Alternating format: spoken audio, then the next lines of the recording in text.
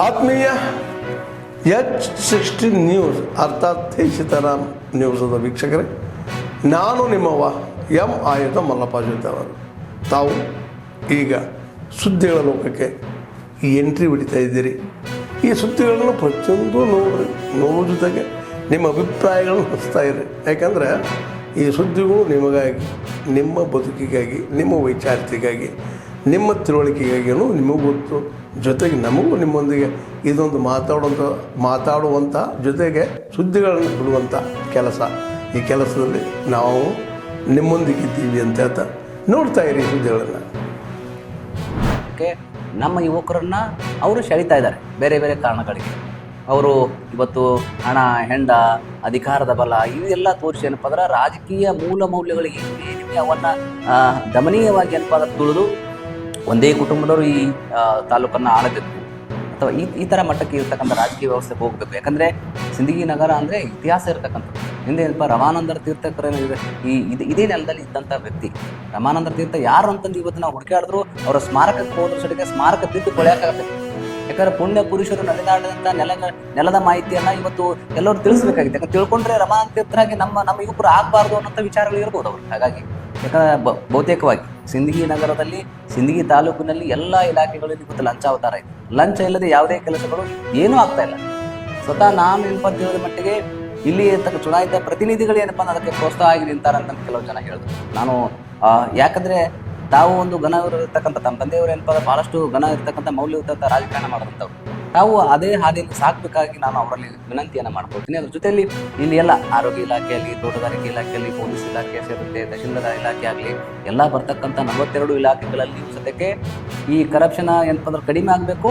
ಮತ್ತು ಯುವ ಜನತೆ ಏನಪ್ಪ ಅಂದ್ರೆ ರಾಜಕಾರಣಕ್ಕೆ ಬರಬೇಕು. ಅದು KRS ಪಕ್ಷದ ಜೊತೆ ತಾವು ಕೈ ಜೋಡಿಸ್ರಿ. ಪ್ರಾಮಾಣಿಕವಾಗಿ ನಾವು ಹೇಳ್ತೀವಿ, ಕರ್ನಾಟಕದಲ್ಲಿ ಕನ್ನಡದ ಅಸ್ಮಿತೆಯನ್ನು ಉಳಿಸುವ ಸಲುವಾಗಿ ನಾವು ಬಡದಾಡ್ತಾ ಇರೋದು. ಇಡೀ ಕರ್ನಾಟಕದಲ್ಲಿ KRS ಪಕ್ಷ ಕನ್ನಡದ ಅಸ್ಮಿತೆಯನ್ನು, ಪ್ರಾಮಾಣಿಕತೆಯನ್ನು ಉಳಿಸುವ ಸಲುವಾಗಿ ಹೋರಾಟ ಮಾಡ್ತೇವೆ. ಜಿಲ್ಲಾದ್ಯಂತ ಇದು ಎಚ್ಚರಿಕೆ ಕೊಡಬೇಕಾಗ್ತದೆ. ರಾಜಕೀಯ ಇದ್ರೊಳಗೆ ರಾಜಕೀಯ ತರಕ್ಕೆ ಹೋಗಬೇಡ್ರಿ. ಮತ್ತು ಜಿಲ್ಲಾ ಸಚಿವರಿಗೆ ಇದೊಂದು ನಮ್ಮ ಕಡೆಯಿಂದ ಇದೊಂದು ಸಂದೇಶ ಕೊಡಬೇಕಾಗಿದೆ. ಇವತ್ತು ನೀವೇನು ರಾಜಕೀಯ ಮಾಡಾಕತ್ತೀರಿ, ಇವತ್ತು ಇಲ್ಲಿ ಚೆನ್ನಮ್ಮನ ಅಂತ ಹೇಳ್ತೀರಿ, ತಾಯಿ ಮಗ ಅಂತ ಹೇಳ್ತೀರಿ, ಮತ್ತು ಇಲ್ಲಿ ತಾಯಿ ಮಗನಿಗೆ ಅಗಲಿಸ್ಲಾಕತ್ತೀರಿ.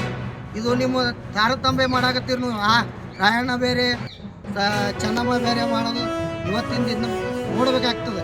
ಯಾಕಂದ್ರೆ ನೀವು ಬರೀ ಚೆನ್ನಮ್ಮ ಅಷ್ಟೇ ನೆನಪು ಬಂದರು, ನಿಮಗೆ ರಾಯಣ್ಣ ನೆನಪು ಬರಿಲ್ಲ. ನಿಮಗೆ ಸಾಕಷ್ಟು ಮಾಧ್ಯಮಗಳಲ್ಲಿ ನೋಡ್ತಿರ್ತೇವೆ ನಾವು. ಜಿಲ್ಲಾ ಸಚಿವರು ಏನು ಮಾತಾಡ್ಯಾರ ಏನಿಲ್ಲ ಅಂತ ನಾವು ನೋಡ್ತಿರ್ತೇವೆ. ಏನು ಹೇಳಬೇಕು ಅಲ್ಲ, ರಾಯಣ್ಣಗೆ ಬೇರೆ ಚೆನ್ನಮ್ಮಗೆ ಬೇರೆ ಮಾಡೋರು. ನೀವು ಎಲ್ಲರೂ ಮುಂದೆ ಹೇಳ್ತೀರಿ ರಾಯಣ್ಣ ಚೆನ್ನಮ್ಮ ತಾಯಿ ಮಗ ಇದ್ದಂಗೆ ಅಂತ ಹೇಳ್ತೀರಿ. ಇವತ್ತು ನಿಮ್ಗೆ ಸಚಿವರಿಗೆ ನೆನಪು ಬರಲಿಲ್ಲ, ಶಾಸಕರಿಗೆ ನೆನಪು ಬರಲಿಲ್ಲ, ನಿಮ್ಗೆಲ್ಲರಿಗೆ ಏನು ಕಣ್ಣು ಮುಚ್ಕೊಂಡು ಕೂತೀರಿ. ಎಲ್ಲದಕ್ಕೂ ನಾವು ಇದು ನಮ್ಮದು ಒಂದು ಸಂದೇಶ, ಮುಂದಿನ ನಿರ್ಮಾಣದಲ್ಲಿ ದೊಡ್ಡ ಹೋರಾಟ ಮಾಡ್ತೀವಿ ತಂದು ಇವತ್ತು ನಮ್ಮ ಇದೊಂದು ಜಿಲ್ಲಾ ಮನವಿ ಕೂಡ ಆಗತ್ತೇವೆ. ಮುಂದಿನ ನಿರ್ಮಾಣ ಆಗಲೇಬೇಕು. ವಿಶೇಷವಾಗಿ ರೀತಿಯ ಕಾರ್ಯಕ್ರಮವನ್ನು ರೂಪಿಸಬೇಕು ನೀವು ಅನ್ನೋದ್ರ ಬಗ್ಗೆ ನಮ್ಮ ಪೊಲೀಸ್ ಇಲಾಖೆ, ಜಿಲ್ಲಾಡಳಿತ ಮತ್ತು ತಾಲೂಕು ಆಡಳಿತದ ಜೊತೆಗೆ ಚರ್ಚೆ ಮಾಡ್ತಾರೆ.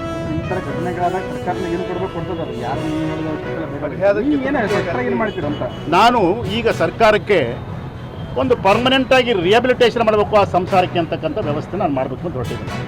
ಪರ್ಮನೆಂಟಾಗಿ ಆ ಒಂದು ಸಂಸಾರಕ್ಕೆ ಆ ಹುಡುಗನಿಗೆ ಈಗ ಆ ಹುಡುಗನಿಗೆ ಕೆಲಸ ಇಲ್ಲ, ಊರಿಗೆ ಹೋಗ್ಲಿಕ್ಕೆ ಇವತ್ತು ಕೂಡ ಭಯಭೀತರಾಗಿದ್ದಾರೆ. ಅವ್ರಿಗೆ ಏನಾದರೂ ಪರ್ಮನೆಂಟಾಗಿ ರಿಹ್ಯಾಬಿಲಿಟೇಷನ್ ಮಾಡಲಿಕ್ಕೆ ಸಾಧ್ಯತೆ ಉಂಟಾ? ಮತ್ತು ಅಡಿಷನಲ್ ಆಗಿ ಏನು ಪ್ರೊಟೆಕ್ಷನ್ ಕೊಡಬೇಕು, ಧನ ಸಹಾಯ ಏನು ಕೊಡಬೇಕು ಅವರಿಗೆ ಅಂತಕ್ಕಂಥ ವಿಚಾರವನ್ನು ನಾನು ಚರ್ಚೆ ಮಾಡಿ ಇಲಾಖೆಗಳ ಸಮಾಜ ಕಲ್ಯಾಣ ಇಲಾಖೆಯ ಮುಖ್ಯನೇ ಚರ್ಚೆ ಮಾಡಿ ಸನ್ಮಾನ್ಯ ಮುಖ್ಯಮಂತ್ರಿಯವರಿಗೆ ನಾನು ಪತ್ರ ಬರೆದೆ. ಇದ್ರ ಬಗ್ಗೆ ಯಾವುದೇ ಥರವಾದಂಥ ಸಂಶಯ ಇಲ್ಲ. ಆ ಒಂದು ಫ್ಯಾಮಿಲಿಗೆ ಏನು ಧೈರ್ಯ ತುಂಬಬೇಕು, ಆ ಒಂದು ಫ್ಯಾಮಿಲಿಗೆ ಏನು ರಿಹ್ಯಾಬಿಲಿಟೇಷನ್ ಆಗಬೇಕು, ಅದಷ್ಟನ್ನು ಕೂಡ ಮಾಡ್ತಕ್ಕಂಥ ವ್ಯವಸ್ಥೆಯನ್ನು ನಾನು ಸಂಪೂರ್ಣವಾಗಿ ಮುಖ್ಯಮಂತ್ರಿಯವರಿಗೆ ಪತ್ರ ಮುಖೇನ ಬರೆದು ನಾನೇ ಖುದ್ದಾಗಿ ಹೋಗಿ ಮುಖ್ಯಮಂತ್ರಿಯವರನ್ನ ಭೇಟಿ ಮಾಡಿ ನಾನು ಗಮನವನ್ನು ಸೆಳೆತೇನೆ. ಸರಿ, ದೂರುಗಳು ಬಂದಿದ್ದಾವಂದ್ರೆ ಅದು ಪೊಲೀಸ್ ಇಲಾಖೆ ವಿರುದ್ಧ ದೂರುಗಳು ಬಂದಿದ್ದಾವೆ, ಜಿಲ್ಲಾಡಳಿತ ವಿರುದ್ಧ, ಸಮಾಜ ಕಲ್ಯಾಣ ಇಲಾಖೆ ವಿರುದ್ಧ ಯಾರ ವಿರುದ್ಧ ದೂರು ಬಂದಿದೆ? ಜಿಲ್ಲಾಡಳಿತ ನಾನು ಈಗಾಗಲೇ ರಿಪೋರ್ಟ್ ತಗೊಂಡಿದ್ದೇನೆ. DC ಅವರಿಂದ ರಿಪೋರ್ಟ್ ತೆಗೆದುಕೊಂಡಿದ್ದೇನೆ. ನಾನು ಸಂಪೂರ್ಣವಾಗಿ ಅವರು ಆ ಒಂದು ವಿಶ್ಲೇಷಣೆಯ ರೀತಿಯಲ್ಲೇ ನನಗೆ ರಿಪೋರ್ಟ್ಸನ್ನು ಕೊಟ್ಟಿದ್ದಾರೆ, ಮೊದಲೇ ಕೊಟ್ಟಿದ್ದಾರೆ ಅವರು. ಇಲ್ಲಿ ಬಂದಂಥ ಸಂದರ್ಭದಲ್ಲಿ ಹಲವು ನ್ಯೂನತೆಗಳು ತಾಲೂಕು ಆಡಳಿತದಿಂದ ಕಂಡು ಬಂದಿದೆ ಅಂತಕ್ಕಂಥ ಮಾತುಗಳು ನನಗೆ ಕೇಳಿ ಬರ್ತಾ ಇದೆ.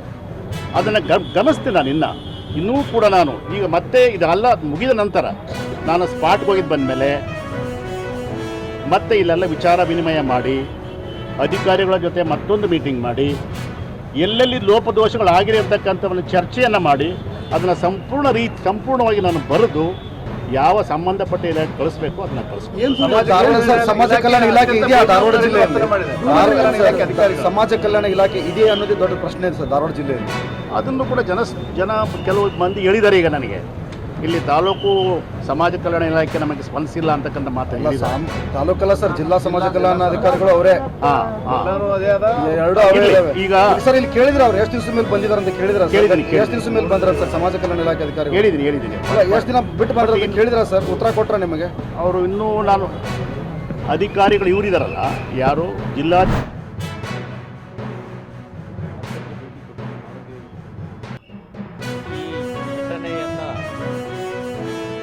ನಾನು ಶ್ರೀರಾಮ್ ಸೇನೆ ವತಿಯಿಂದ ಉಗ್ರವಾಗಿ ಖಂಡಿಸ್ತಾ ಇದ್ದೀನಿ. ಡಾಕ್ಟರ್ ಅಂಬೇಡ್ಕರ್ ಕನಸು ಇನ್ನೂ ನನಸಾಗಿಲ್ಲ ಅನ್ನೋದಕ್ಕೆ ಇದೊಂದು ಸಾಕ್ಷಿ ಇದೆ. ಸರ್ಕಾರ ಸರಿಯಾದ ಕ್ರಮ ತಗೊಳ್ತಾ ಇಲ್ಲ ಅನ್ನುವಂಥದ್ದು ಕೂಡ ಇದಕ್ಕೊಂದು ಸಾಕ್ಷಿ ಅಂತ ಹೇಳ್ಬೋದು. ಹೊಡೆದವರಿಗೆ ಅವರಿಗೆ ಹೃದಯ ಅನ್ನುವಂಥದ್ದು ಇಲ್ಲ. ರಾಕ್ಷಸರು ಬೇರೆ ರಾಕ್ಷಸರಿಗಿಂತ ಅತ್ಯಂತ ಕ್ರೂರಿಗಳು. ಈಗ ಆ ಕುಟುಂಬದ ತಂದೆ ತಂಗಿ ಇವರಿಗೆಲ್ಲ ಭೇಟಿಯಾಗಿ ಬಂದೆ. ಒಂದು ಸಣ್ಣ ಮಗು ಇದೆ, 1ನೇ ಕ್ಲಾಸಿನ ಮಗು, ಅದನ್ನೂ ಬಿಟ್ಟಿಲ್ಲ. ಮತ್ತು ಸ್ವಂತ ಮಗಳನ್ನ ಬಸುರಿ ಆಗಿದ್ದಾರೆ, ಪ್ರೆಗ್ನೆಂಟ್ ಆಗಿದ್ದಾರೆ. ತನ್ನ ಮೊಮ್ಮಗನೋ ಮೊಮ್ಮಗಳು ಹುಟ್ಟುತ್ತಾಳೆ. ಎಲ್ಲರಿಗೂ ಖುಷಿ ತರುವಂಥ ವಿಷಯ ಅದು. ಆ ಹೊಟ್ಟೆಗೆ ಅವರು ಕೊಟ್ಲಿ ಹಾಕ್ತಾರೆ, ಕುರ್ಪಿ ಹಾಕ್ತಾರೆ ಅಂತಂದ್ರೆ ಇವ್ ತಂದೆನೋ ಅಥವಾ ಏನು ಮನುಷ್ಯತ್ವ ಇದೆ ಇವನಿಗೆ? ರಾಕ್ಷಸ ಅವರು. ನಾನು ಹೇಳೋದು ಇವರಿಗೆಲ್ಲ ಕೋರ್ಟಿಗೆ, ಪೊಲೀಸ್ ಸ್ಟೇಷನ್ಗೆ ಸೆಕ್ಷನ್ಗಳು ಹಾಕಿ ಜೈಲಿಗೆ ಹಾಕುವಂಥ ಅವಶ್ಯಕತೆನೇ ಇಲ್ಲ ರೀ. ಶೂಟ್ ಮಾಡಬೇಕು. ಎಂಥ ನಿರ್ದಯಗಳು ಇವರು. ಅಂದ್ರೆ ಆ ದಲಿತರು ಪ್ರೀತಿನ ಮಾಡಬಾರ್ದಾ? ಅವರಿಗೆ ಕರಳಿಲ್ವಾ? ಅವ್ರಿಗೆ ಹೃದಯ ಇಲ್ವಾ? ಜಾತಿಯಲ್ಲಿ ಹುಟ್ಟಿದ್ದಕ್ಕೆ ಪಾಪನ ಅದು? ಎಂಥ ಮತ್ತು ಅವ್ರು ಹೇಳೋ ಪ್ರಕಾರ ಪ್ರತಿಯೊಬ್ಬರು ಕೊರಳಲ್ಲಿ ಗುಂಡ್ಗಡಿಗಿದ್ದಾರೆ. ಬಸವಣ್ಣನವರ ಪ್ರತಿಯೊಂದು ವಾಕ್ಯವನ್ನ ನಡೆಸುವಂತ ಆ ಕುಟುಂಬ ಅದು ಪ್ರತಿಯೊಬ್ಬರು ಕೊರಳಲ್ಲಿದೆ. ಈ ರಾಕ್ಷಸರು ಕೊಂದವರು ನಿಮ್ಮ ಕೊರಳಲ್ಲಿದೆ ನೋಡ್ಬೇಕು. ಸಂಶಯ ಬರ್ತಾ ಇದೆ. ನೀವು ಆತ್ಮೀಯರೇ, ಎಲ್ಲ ಸುದ್ದಿಗಳನ್ನು ನೋಡಿದ್ರಲ್ಲ, ಏನು ಅನಿಸ್ತು ನಿಮಗೆ? ಇದರಲ್ಲೇ ನಿಮ್ಗೆ ಲೈಕ್ ಆಗಿರ್ಬೋದು, ಡಿಸ್ಲೈಕು ಆಗಿರ್ಬೋದು, ಕಾಮೆಂಟ್ ಬೇಡಪ್ಪ ಅಂತೂ ಅನಿಸಿರ್ಬೋದು, ಕಾಮೆಂಟ್ ಮಾಡಬೇಕಪ್ಪ ಅನಿಸ್ಬೋದು, ಶೇರ್ ಮಾಡಬಾರ್ದಪ್ಪ ಅನಿಸಿರ್ಬೋದು, ಅದು ಮಾಡಬೇಕು ಅನಿಸಿರ್ಬೋದು. ಏನಾದರೂ ಆಗಲಿ ಶೇರ್ ಮಾಡ್ತಾಯಿರಿ, ಈ ನ್ಯೂಸ್ಗಳನ್ನ ಹಂಚ್ತಾ ಇರಿ, ಜೊತೆಗೆ ಇದಕ್ಕೆ ಸಬ್ಸ್ಕ್ರೈಬ್ ಆಗ್ತಾಯಿರಿ ಅಂತ ಹೇಳ್ತಾ H16 ನ್ಯೂಸ್ ಅರ್ಥಾತ್ ಹೇ ಸೀತಾರಾಮ್, ಇದು ಸತ್ಯದ ಕೈಗೆ ನಡಿ. ವಂದನೆಗಳು.